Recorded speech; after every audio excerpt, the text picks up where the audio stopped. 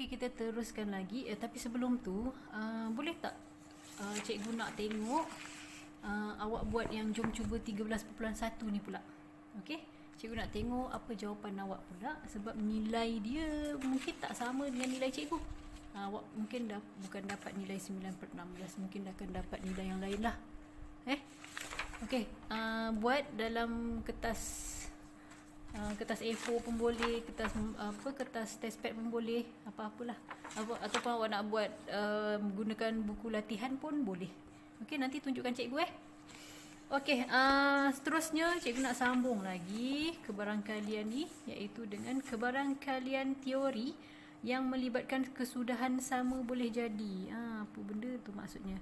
Okey, dalam tajuk kebarangkalian teori ni yang melibatkan kesudahan sama boleh jadi, yang penting yang awak kena tahu dalam 13.2 ni ialah ruang sampel.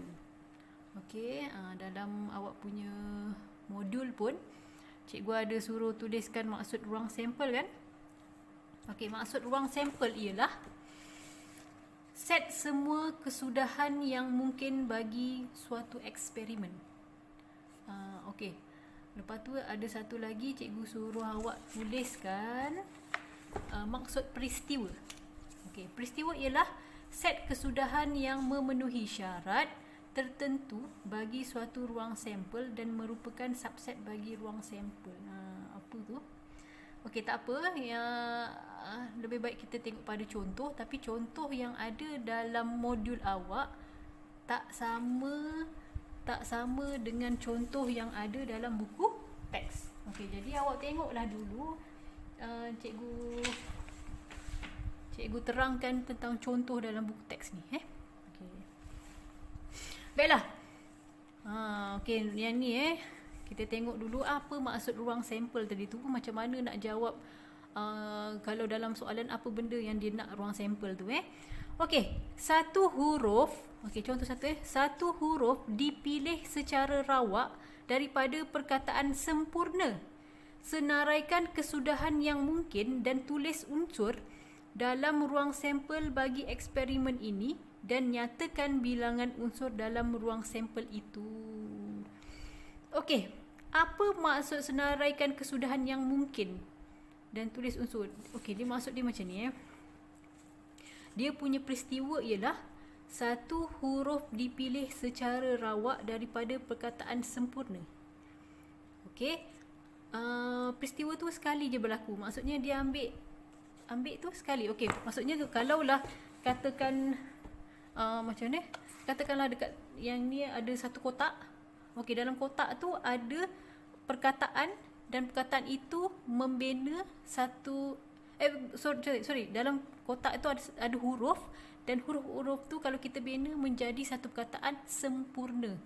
Okey, yang memang dalam kotak tu hanya ada S, ada E, ada M, ada P, ada U, ada R, ada N, ada A. Okey, sekarang ni kita awak kena ambil satu huruf. Okey, ambil lah, awak tutup mata, awak ambil satu huruf. Agaknya huruf apa yang awak akan dapat? Boleh jadi awak ambil huruf S. Boleh jadi awak ambil huruf E. Boleh jadi awak ambil huruf M. Boleh jadi awak ambil huruf P. Boleh jadi awak ambil huruf U. Boleh jadi awak ambil huruf R. Boleh jadi awak ambil huruf N. Dan juga boleh jadi awak ambil huruf A. Okey, jadi maksudnya ruang sampel ni ialah benda yang mungkin awak ambil. Jadi perkataan yang awak kena tulis dalam ruang sampel adalah semua perkataan tu yang membina semua huruf tu yang membina perkataan sempurna tu. Jadi maksudnya awak kena tulis ruang sampel. Ruang sampel simbolnya ialah S. Okey, simbolnya S. Mungkin ambil daripada sampel ni. Okey, jadi jawapan dia awak kena tulis macam mana? Kena buat kurungan kerawang. Okey, disebabkan bila kita nak ambil satu huruf tu, kemungkinan kita boleh dapat mana-mana huruf daripada perkataan sempurna tu, bermaksud ruang sampelnya ialah S, E, M, P, U, R, N, A.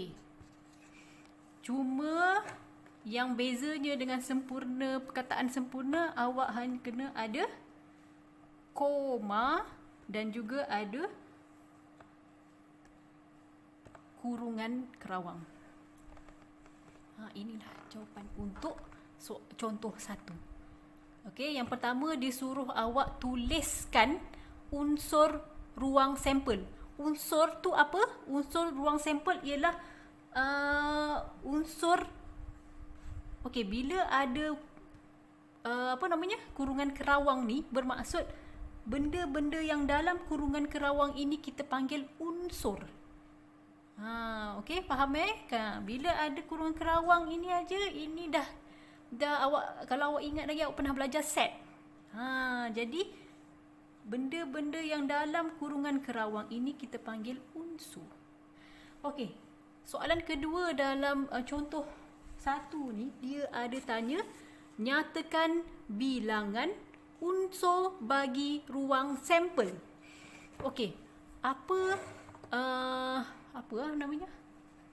Simbol bagi bilangan. Okey, bilangan ialah n kecil. Bilangan unsur.